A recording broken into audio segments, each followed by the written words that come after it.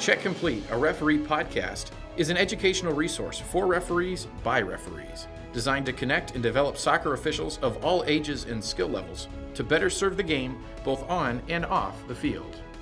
The Check Complete podcast is back. Happy New Year. Well, at least it's a new year for us whenever you're listening to this sometime into the future. Again, when we're mega popular and there's billions of views and listeners and stuff down the road. Anyway, it's new in 2023 for us here. And this is episode 22, season 1, episode 22. There was some mention of maybe moving to season 2, but we are not quite ready for that. So that was a blatant lie. My apologies. But we are in season 1, episode 22. Got some exciting things in store today. The first of which is our guest host, the John Dehan. Well, there's 4 of us. So we got to narrow it down. Yeah. So John's with us, and then we got a segment with Coffee with Christina. But we're here with John. John, thanks for your time. We appreciate you Glad to be us. here. Yeah.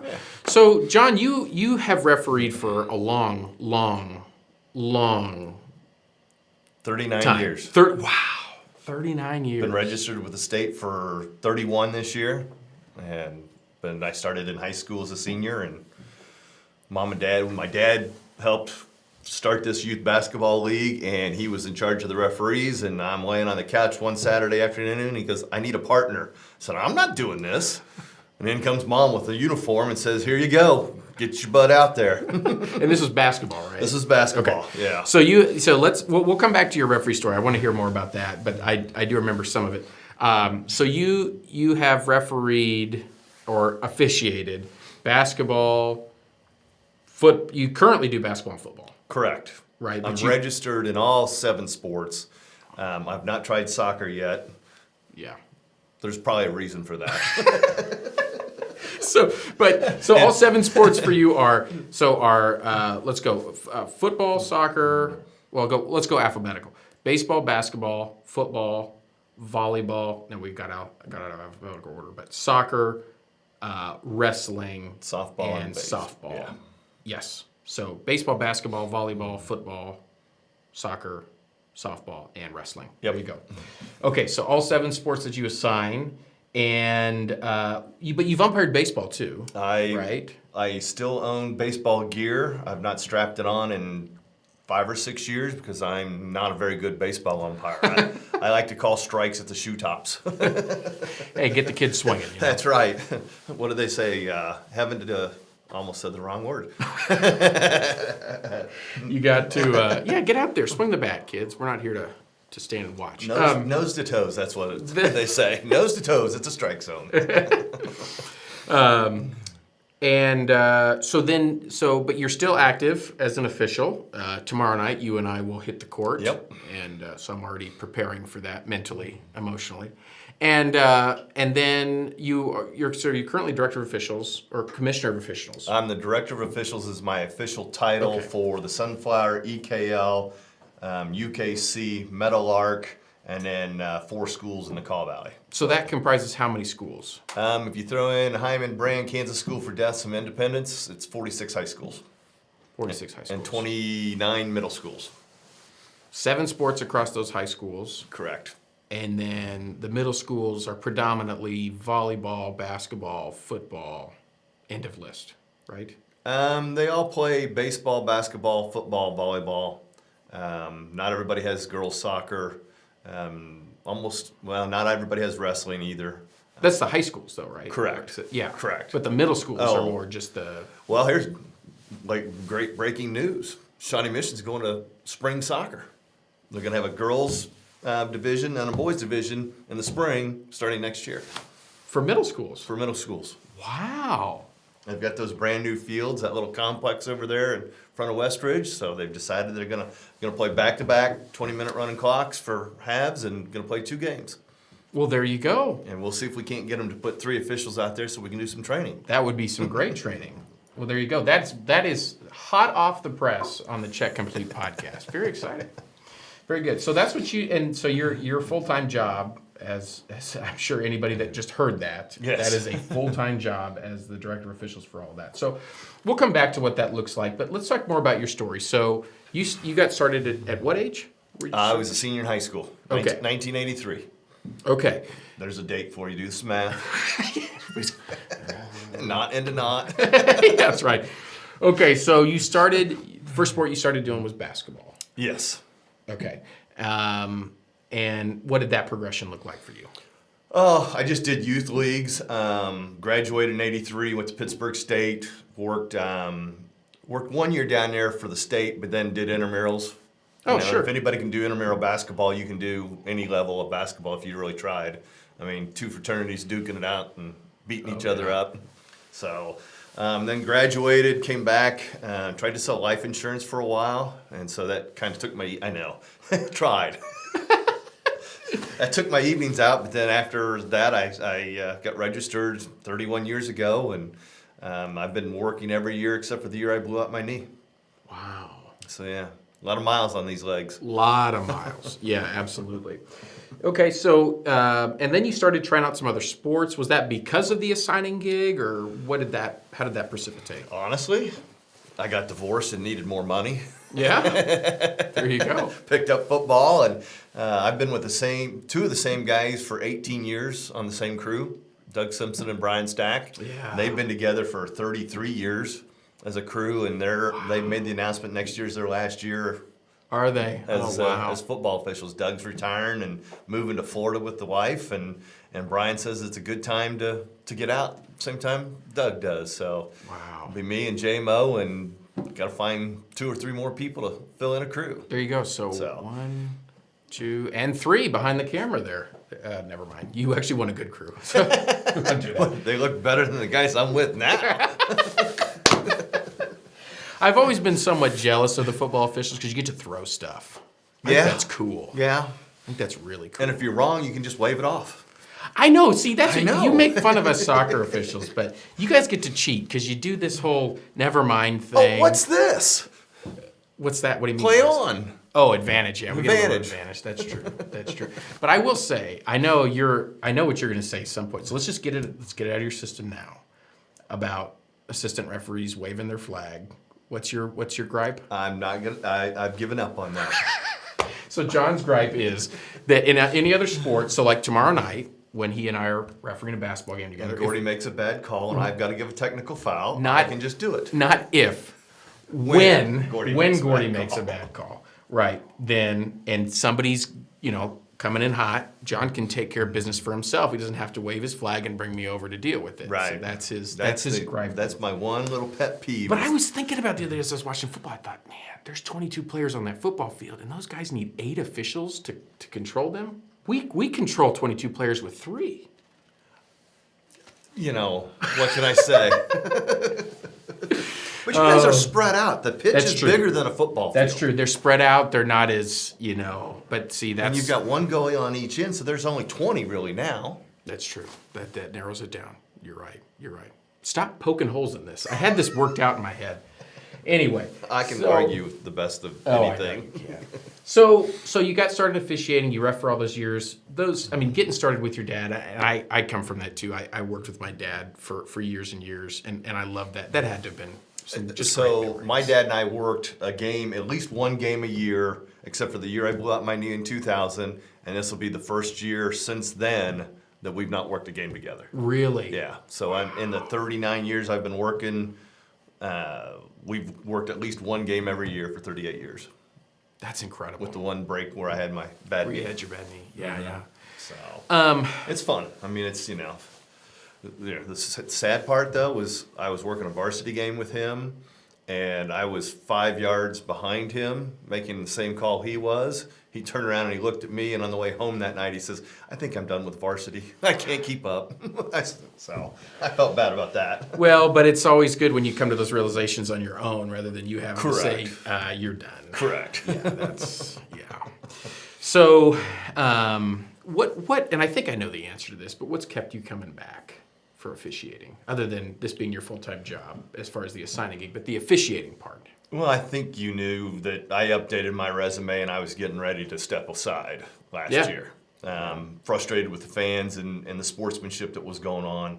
Honestly, what's kept me around doing this now still is you and these guys back here, all the referees that and umpires that work for me and work for the kids. Yeah. I'm doing it for those guys. And I want to make sure that when it's time for me to hang up my stripes, that I leave it a little bit better than I did when I got it. Yeah. And that's not saying it was bad when I got it, but Right. leave it a little bit better for the next person.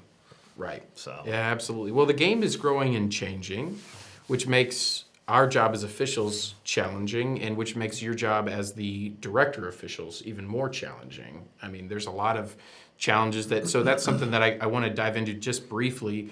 What are the challenges that you've seen arise, especially in your commissioner or director of officials role? Well, obviously numbers. Sure. We've been down. I think this year we finally have hit rock bottom and actually gone back up in numbers. But our main concern now is, we were just talking about the handful of guys that went on to college and don't do Right. the high school anymore. Right. We've lost that great experience, and so now, that kid working the C game, he might have been working out at Heartland for 4 or 5 years, which for soccer is awesome. Yeah. Because you guys, we get them into the high school level, they've already worked for 4 or 5 years, maybe it's 10. Hopefully. Yeah, right. Absolutely. At the youth level, so they've got that experience. But to be able to deal with high school coaches and high school players, I can't put a freshman out there on a senior night. Right. So that's kind of the problem, and that's universal across all sports right now. Right. Is that we've bottomed out and our experience is starting to retire. Right. Right. And we've done some surveys and things to see those numbers that we're starting to see more and more. And I think it's exciting to see new numbers. But you're right. You can't take somebody. And that's partly why you and I have been a part of this starting of this Kansas Sports Officials Association. Is there's a gap between those that register for, and we'll just say Keisha because that's where we are, right? There's other people listening in other parts of the country, but in the state association, and they get registered with the state association. Those people don't pass the test, do all that stuff, and then they're immediately ready for the varsity level competition.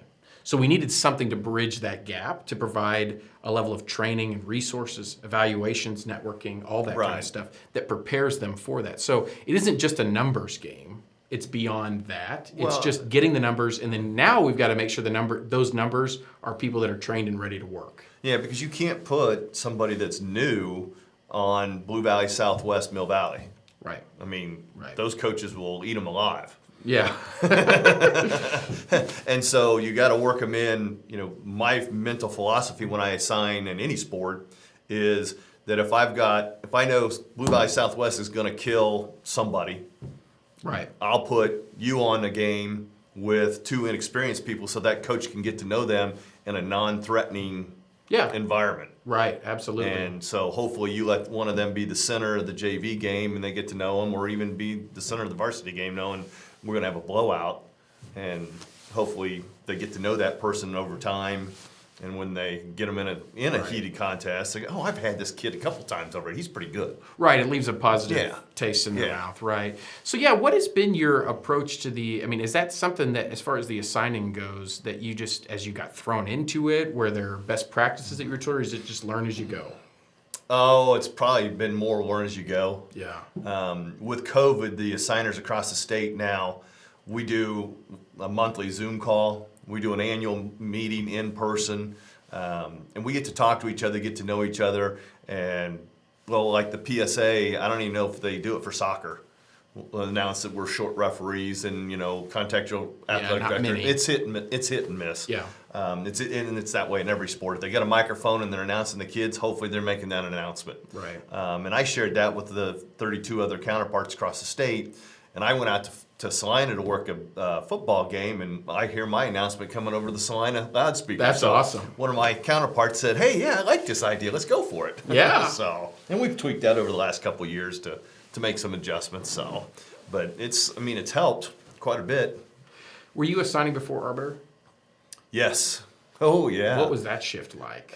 So I originally started assigning GABL, which is a youth league in what was Shawnee Mission only at the time. My peak weekend was 150 some odd games, and on Sunday night I'd have an Excel spreadsheet. Okay, Gordie, can you go to Westridge Middle School for a 1 and 2:30 on Saturday? Such and such. Yep. And you talk about no-shows. People forget. They wouldn't write it down. Right. Cell phones, I mean, in the day, I started assigning in 91. And so cell phones weren't really the top, because I carried a pager. Right. And a roll of quarters to stop at the payphone. When I get a text saying, hey, somebody's not there on my pager, I'd have to get on there, call that number. Yeah, this is John Dehan. Who's not there? And then I carried a 3-ring binder that had phone numbers in it and everything like that. And instead of it all being on the arbiter with one little punch of a button. Oh, yeah. So for the viewers under 25, a pager is... it's amazing. Technology has advanced so quickly. But, yeah, and there's a few... the local youth league, the largest youth league in the United States is Heartland, and it's still a Google spreadsheet process. God rest his soul, Gordie. Yeah. He and I would talk about the arbiter, and he tried it once, and he goes, I don't know how this works, and he went right back to his pen and paper, and he could do it. I mean, he showed me his, my predecessor, Mike Etnar. Yeah. He had an episode one time, and I went to his office, and he had a Big Chief tablet for soccer, one for football, one for basketball, one for volleyball. Wow. And you just picked it up, and he had the dates. You just flip it over. And when that day was gone, he'd rip it off, throw it in the trash can. So the top date was on there. I have no idea how he ever did it. That is incredible. I mean, that just blows your mind when you think about that, especially with now all the different, and there's various platforms that are being introduced, and we'll see where the direction of that goes. But if we leave Arbiter, I will retire. I'm too old to learn something new. That's right. Old dog, not learning any new tricks around here. So,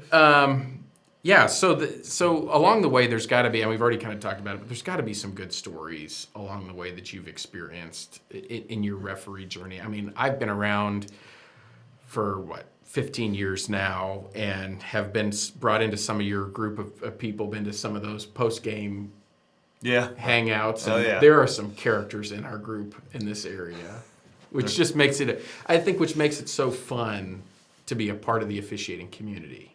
Well, I think I would like to see soccer played on Friday nights, so we could do the same thing with the soccer officials that we do with football and basketball. Right. Because we go and we hang out afterwards and tell stories, and particularly when Metro Sports or whatever is playing it on TV, we sit there, and if it's the Missouri guys, we're really critiquing them. But if it's our guys, we're making fun of them. Yeah. on Spectrum Sports. So. That's right.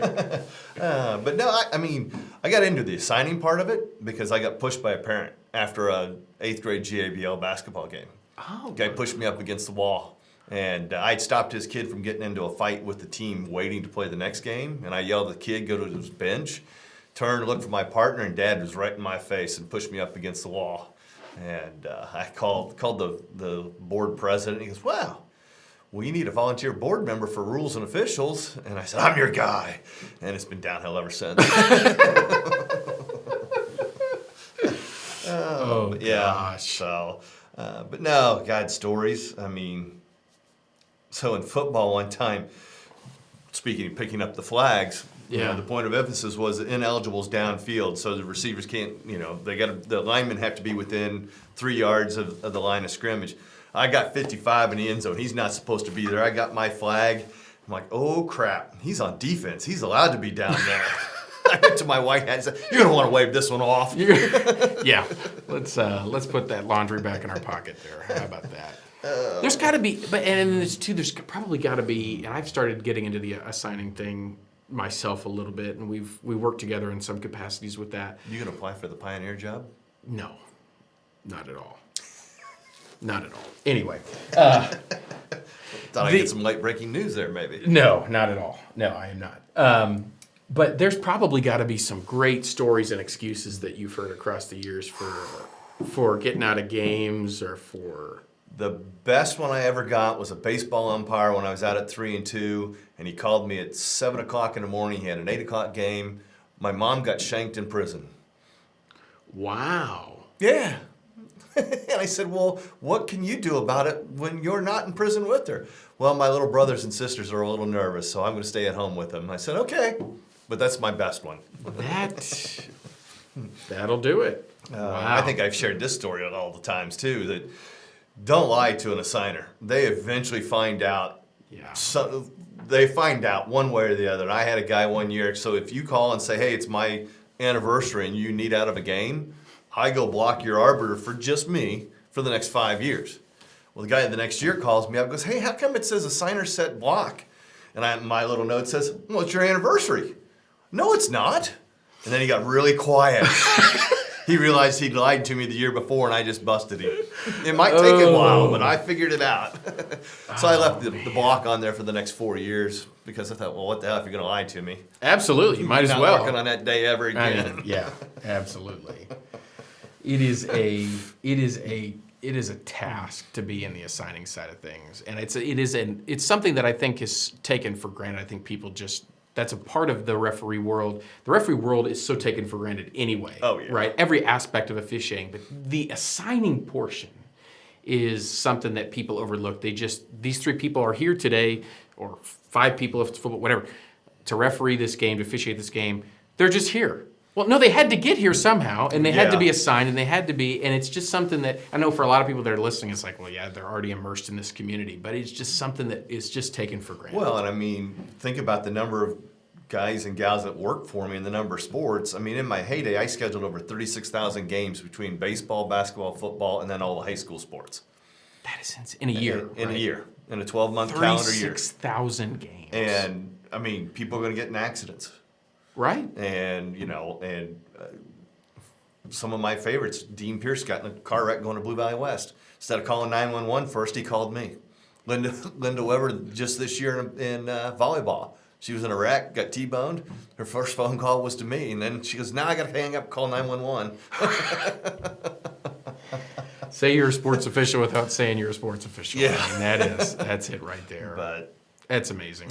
Well, we could talk for a long time, John, but it's been good. I want to publicly thank you for all that you have done, and you I don't know, is it public knowledge yet, your recent accomplishment? Not really, but it can be. Yeah. So John was awarded, and it'll be more public soon, but awarded an award from the NFHS, and it's a national award, correct? National Contributor Award for 2022. Yeah, so it's a national award. Now, I might have been the only one nominated, but yeah, I think I saw that email. Anyone else? I think is what it said, the subject line. But Keisha nominated me, and to go back through the 30 years of doing this to come up with everything I've done was a nightmare. Because I don't write that stuff down. We just do it. Right. And next thing you know, they're asking you for this, that, and this. And my first blip was like that much. And then friends like, no, you got to have more than that. You've done a hell of a lot more than that. Yeah, so. Right. So, I mean, it is a thankless job, and you are on the butt end of criticism all the time, and you can't make anybody happy ever, but you have done it for years, and you continue to do a wonderful job, and I appreciate it. I appreciate all that you've done, and so thank you for that. Thanks for your time. Well, I mean, on that note, this is my 10th year doing this, and I've always said from the get-go, it takes a village. Yeah. And I mean, I appreciate what you and before you, Gomez and Gordon and Ellen and that soccer committee helped me get immersed into a sport I didn't know anything about. Yeah. I mean, I kept calling it offsides. Yeah. and you correctly identified dogso recently. Exactly. And that was very impressive. I try and remember to call it the pitch, not the field. But Yeah, absolutely. But no, it's awesome. It's taken a village, and I appreciate what you and everybody else have done, and I'm glad to be here putting this on. And yeah, I've met a lot of good friends in the soccer world. Well, we love you, and we appreciate all that you've done, and we got a good spring season that's going to be on us very quickly. So, if I could just get the schedules from my athletic directors. I believe that. It's a nightmare. Yeah, that's the perk of assigning the smaller schools. They get it out. They know their contract for 2 years. Yes, exactly. So, well, John, thank you. We appreciate you, friend, and we're going to take a brief break, and we'll be back with Coffee with Christina segment. The Check Complete podcast is brought to you in part by JF Consulting Tax Preparation and Bookkeeping. Taxes suck, we can help.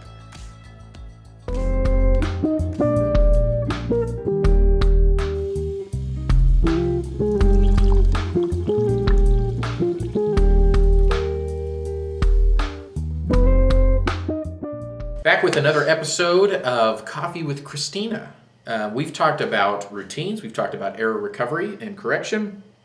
And this week we're talking about attention and focus in managing distractions. Yep. So, I'll just let you run with that and see how we can connect that to, you do a lot of this work with athletes and with coaches. Yep. So what's that process look like with them? Yeah, so the first is just understanding what attention is. We have both depth when it comes to it can be broad or it can be narrow. And then we have direction. So it's going to be either internal or external, right? So your level of attention shifts back and forth a lot. And especially as an official, you have to watch the whole. And sometimes you have to watch something very small and internal or very narrow in front of you. But at the same time, you might be having things internally that you're trying to process as well. So attention kind of covers the whole thing. Yeah. And then if you view it as a funnel, we get down into focus. Because not only do we have all these things that are grabbing for our attention, but we have to learn how to funnel that into the one thing that we need to focus on at the time. And for officials, based on what role you have for that game, you're going to have different things that looks like. Right, absolutely. So the referee is going to have a broad in that we've got, we've got a bunch of players, 7, 9, or 11, depending on what age and stuff you're doing, that you've got a broad focus, but it's going to be a narrow focus on specific challenges, moments in the game where, players are coming together and we've got to make a decision on foul, no foul, that kind of thing. As well as broad pictures of, okay, when we talk about, as we move up and think higher level, we're looking at, okay, how is this team playing? What's the off-ball potential for contact and issues, malfeasance, if you will, off ball. Yeah, there you go. So things that could be happening that, on the beyond just that moment or that challenge. And assistant referees are going to have kind of a similar thing. We've talked with a couple of our guests that are assistant referees at a very high level that talk about tracking players and movement, understanding schematics about what's going on in the field, but also then honing in on, huge part of this job is offside decisions. So judging whether that player was in an offside position at the time the ball was struck. And then, of course, that whole sequence around it with, okay, they're in offside position. Do we have active involvement? Who did it come off of last? All of that kind of stuff. So those are those, yes, broad, the whole picture, understanding the whole of the game, understanding what's going on, understanding the temperature of the game, and understanding what's happening out there. But then I think the interesting thing is that our attention or lack thereof into those very specific moments impact the whole game, right? It impacts, like if we lose focus and we lose the ability to stay focused and attentive to a specific moment and we do miss a decision, or we don't read it correctly because our attention is missing or our focus is missing, then that's going to have an impact on the trajectory of the rest of the game. Yeah. It certainly can, and oftentimes it does. Yeah, and there's a level of processing that happens when you are inexperienced versus experienced in your role as well. So you'll see, just as we would with athletes, officials, if you're brand new, you can't go from broad to narrow, and focus on your breath, and I have to run, and then I have to stop. And right, so attention shifting becomes more automatic when you are more familiar with what you're doing. So it's the same as when an athlete first learns how to play basketball. They can't dribble and keep their head up and run and find someone to pass the ball to. They're probably just staring at their hand, dribbling, and walking up the floor, not aware of what's going on. And so in officiating, it's going to be the same thing. As you get to higher levels, there's more demand, but at the same time, you know the game a little bit more, you know your role better. And so those attention demands seem to shift a little bit more easily for people who have that experience. Right, absolutely. And I think that should shape how we instruct. So if those of you that are in leadership roles, mentoring, instructing roles, that shapes how we instruct. We can't go in and watch a game and expect to tell a 12-year-old that's in their third game ever to keep eyes on this and this and this. We break it down and go, can you just stay level with the second to last defender? Can you just do that? Right. Or can you just focus? You have 25, 30, 35, 40, 45 minutes, whatever. Hopefully it's probably going to be 25 or 30. Hopefully they're not working games that are that long. You have another half, and I want you to just focus on this task for the second half.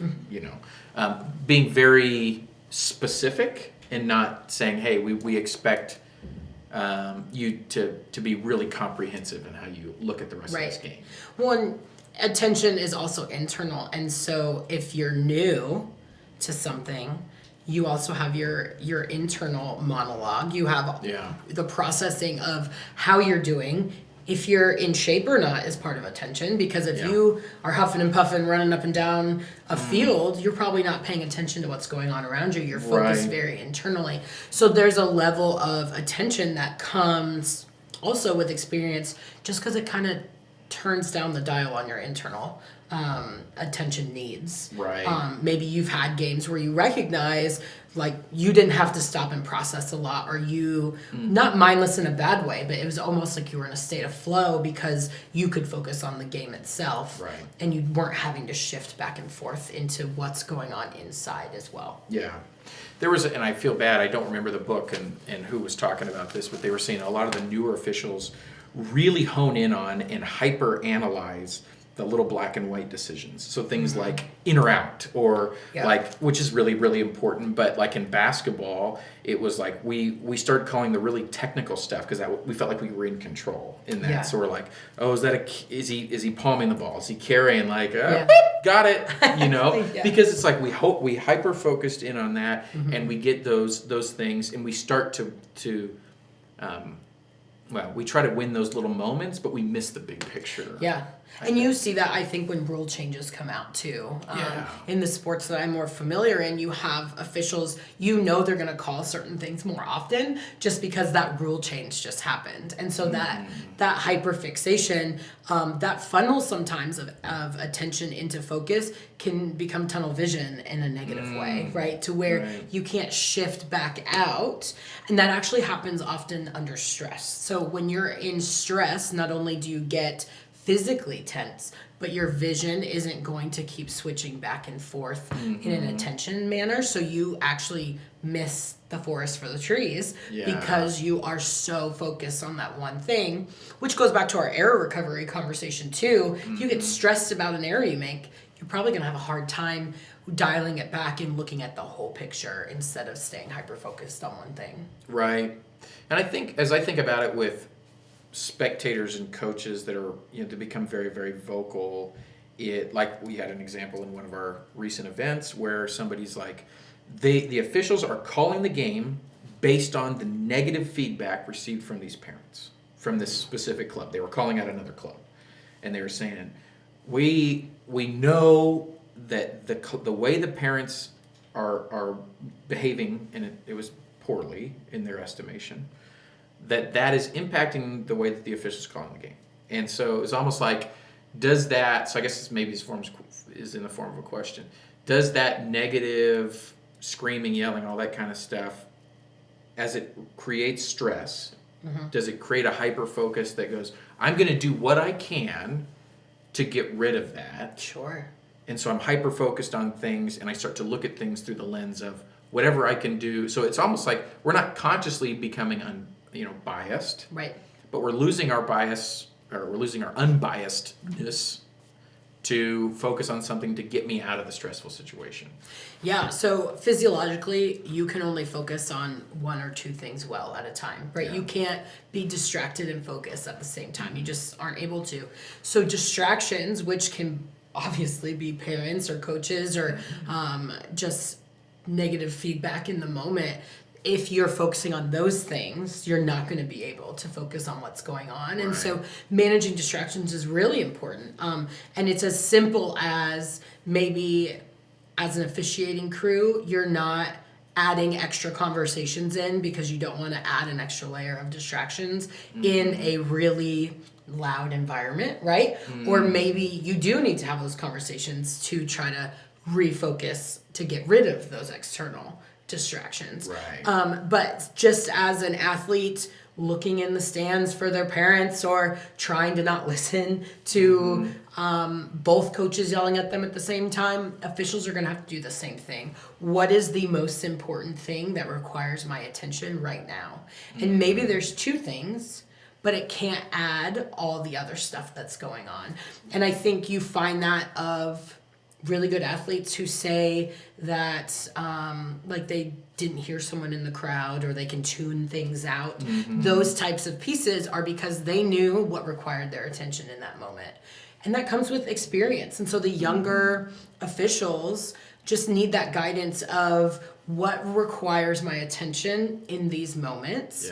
And then with experience, you continue to learn, but understanding I can't actually give my attention to everything.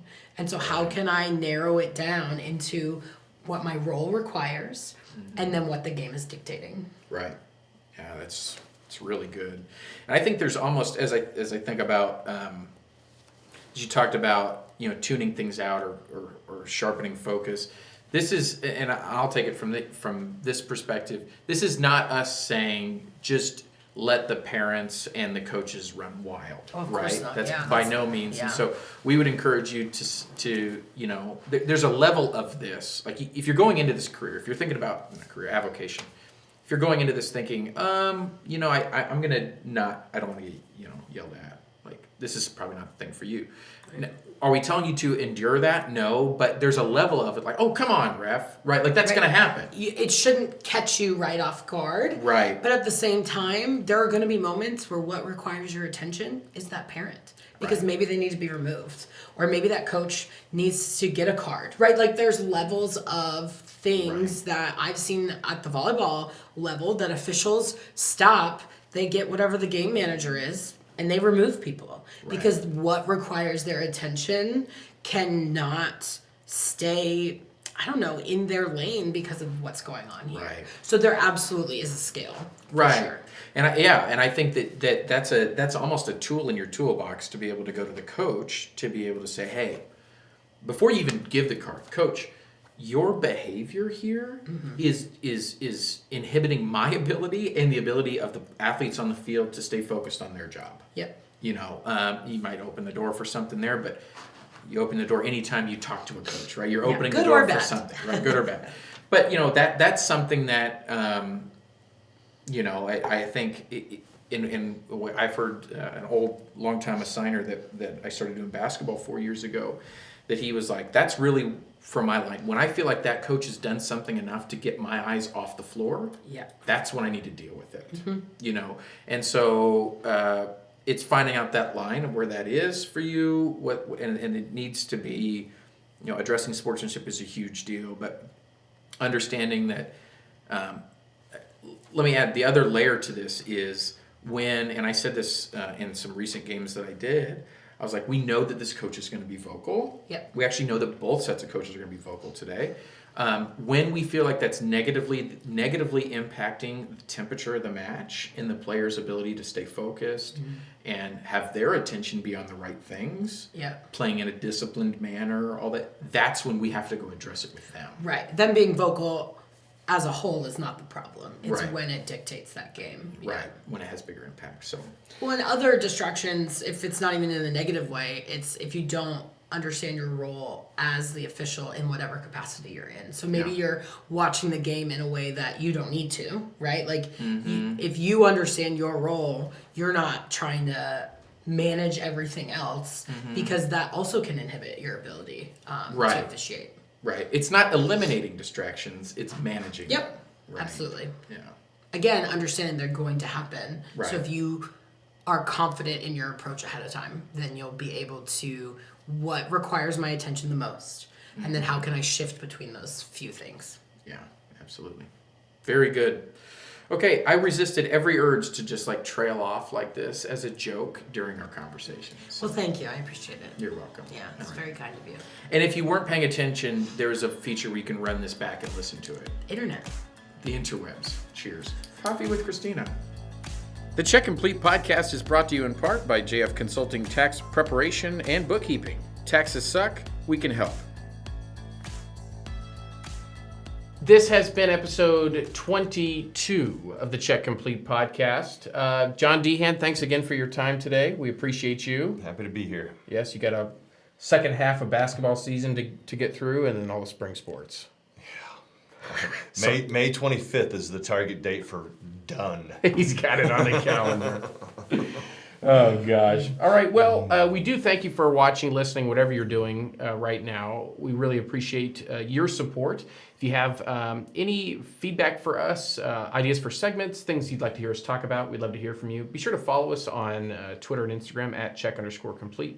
On Facebook, Check Complete Podcast, and on the YouTubes, the Check Complete Podcast. If you're not watching us, we are a visual and audio podcast.